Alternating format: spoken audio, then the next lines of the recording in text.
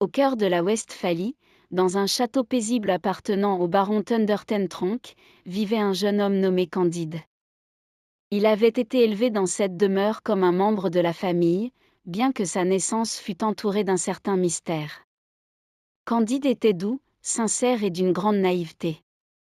Son caractère simple et confiant lui valait son nom, qui semblait parfaitement lui correspondre. Dans ce château vivait également Cunégonde, la fille du baron, une jeune femme belle et vive dont Candide était secrètement amoureux. Le château était aussi le lieu d'enseignement d'un homme singulier nommé Pangloss.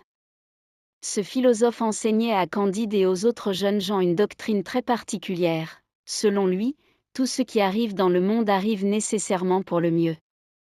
Pangloss affirmait avec assurance que nous vivons dans le meilleur des mondes possibles et que chaque événement, même le plus malheureux en apparence, contribue finalement à un bien plus grand. Candide, naturellement confiant et impressionné par son maître, acceptait ses idées sans les remettre en question. Un jour, alors qu'il se promenait dans le jardin du château, Candide surprit Cunégonde derrière un buisson. Les deux jeunes gens échangèrent un baiser innocent.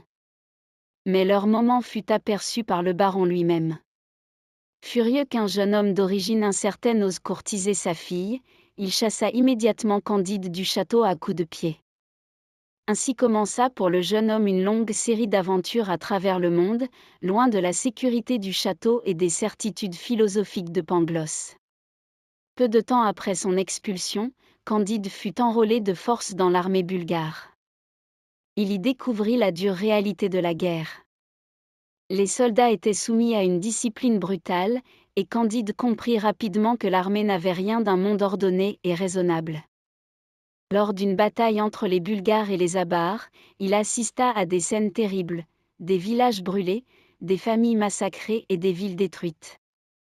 Candide, horrifié, se demanda comment tant de souffrances pouvaient exister dans ce prétendu meilleur des mondes possibles.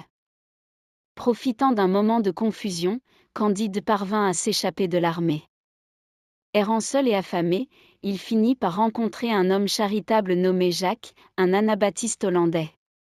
Touché par la détresse du jeune homme, Jacques lui offrit de la nourriture, des vêtements et un travail. Candide trouva enfin un peu de réconfort.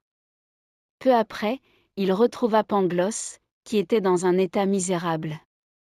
Le philosophe, autrefois si sûr de lui, était couvert de plaies et affaibli par la maladie. Pangloss raconta à Candide les événements tragiques survenus au château du baron. Les Bulgares avaient attaqué la demeure, tué le baron et la baronne, et massacré presque tous les habitants. Cunégonde avait été violée puis tuée, du moins le croyait-il. Candide fut bouleversé par cette nouvelle. Pangloss lui-même expliqua qu'il avait contracté une terrible maladie et qu'il avait perdu tout ce qu'il possédait. Malgré ses malheurs, il continuait d'affirmer avec obstination que tout était pour le mieux. Jacques décida d'emmener Candide et Pangloss avec lui lors d'un voyage en mer vers Lisbonne. Mais pendant la traversée, une violente tempête éclata. Le navire fut secoué par des vagues gigantesques. Jacques tenta courageusement de sauver un marin tombé à la mer, mais il fut lui-même emporté par les flots et se noya. Candide, impuissant, assista à la mort de l'homme qui lui avait montré tant de bonté. À peine arrivé à Lisbonne, un terrible tremblement de terre secoua la ville. Les maisons s'effondrèrent, les rues se couvrirent de décombres et des milliers de personnes périrent sous les ruines. Candide, blessé et désorienté, errait dans une ville dévastée. Pourtant, Pangloss continuait d'expliquer que tout cela devait forcément faire partie du plan parfait de l'univers. Les autorités religieuses décidèrent d'organiser un autodafé, pensant apaiser la colère divine par des sacrifices. Pangloss fut pendu pour ses idées philosophiques, tandis que Candide fut fouetté publiquement. Alors qu'il souffrait encore de ses blessures, une vieille femme vint à sa rencontre. Elle lui demanda de la suivre, promettant de prendre soin de lui. Candide accepta et découvrit bientôt que la vieille femme le conduisait auprès d'une personne qu'il croyait morte. Cunégonde était vivante.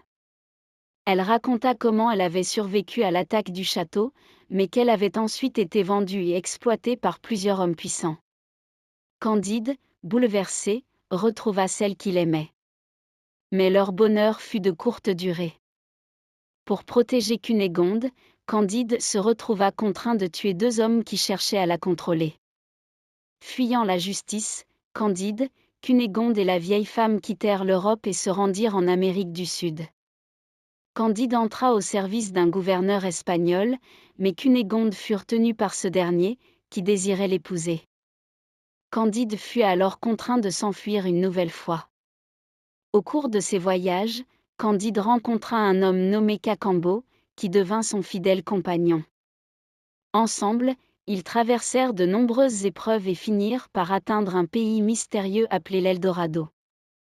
Là, Candide découvrit une société étonnante. Les habitants vivaient dans l'abondance, la paix et la sagesse. L'or et les pierres précieuses y étaient si communs qu'ils n'avaient aucune valeur particulière.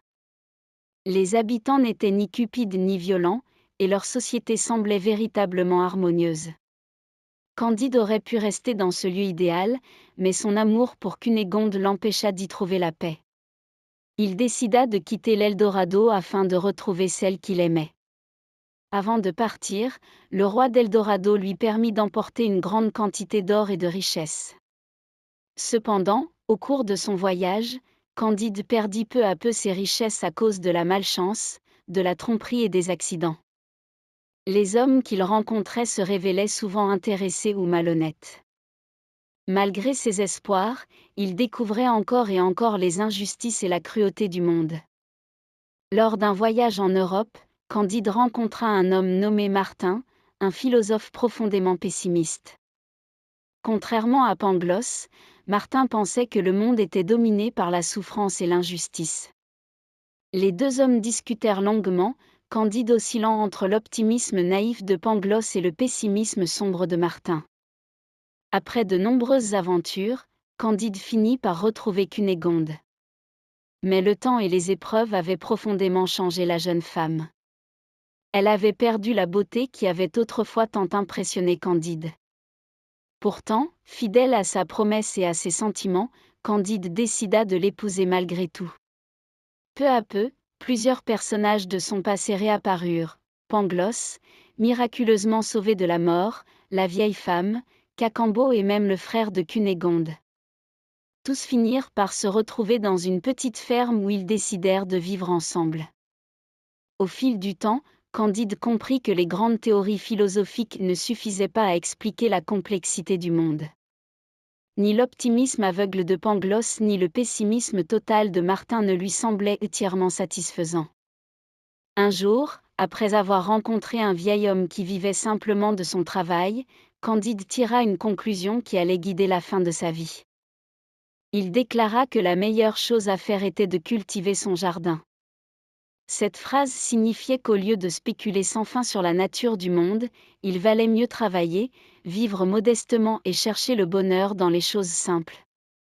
Ainsi, Candide et ses compagnons se mirent à travailler la terre. Chacun trouva un rôle dans cette petite communauté. En se concentrant sur le travail et la coopération, ils parvinrent à vivre plus paisiblement que durant leurs longues errances à travers le monde.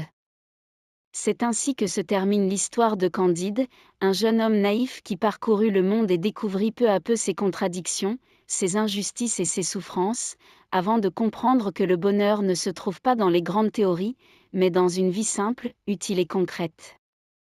Si vous souhaitez découvrir cette œuvre dans son intégralité, en version audio, papier ou e-book, vous trouverez toutes les informations sur le site Plume Courte.